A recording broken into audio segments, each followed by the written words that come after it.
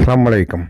ये वीडियो पूरी देखें कि आयतल कुर्सी की बदौलत अल्लाह ताला आपकी कैसे हिफाजत फरमाते हैं, यानी कि पूरी वीडियो देखें। रात को सोते वक्त बिस्तर पर आयतुल कुर्सी पढ़ने वाले के लिए अल्लाह ताला की तरफ से मुहाफिज मुकर्रर किया जाता है और सुबह तक शैतान उसके करीब नहीं आता।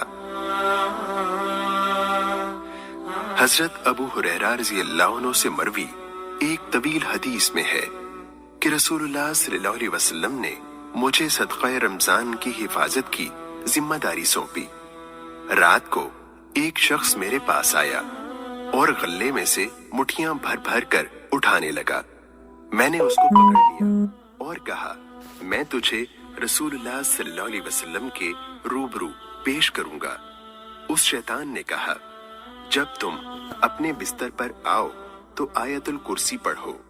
ऐसा करने से यकीनन अल्लाह ताला की तरफ से एक मुहाफिज तुम पर मुकर्रर किया जाएगा और सुबह होने तक शैतान तुम्हारे करीब न आएगा। नबी करीम सल्लल्लाहु अलैहि वसल्लम ने ये सुनकर फरमाया, वो झूठा है लेकिन तुझसे बात सच कह गया है, वो शैतान था। आयतुल कुर्सी अपने सुबह के पढ़ने वाले को शाम तक शैतान से महफूज रखती है और शाम के पढ़ने वाले को सुबह तक शैतान से बचाए रखती है। इमाम नसाई ने हजरत उबई बिन काब रज़ी अल्लाह अन्हु से एक रिवायत नकल की है कि जब उन्होंने शैतान को पकड़ा तो उससे दरियाफ्त किया, हमें तुमसे कौन सी चीज महफूज रख सकती है?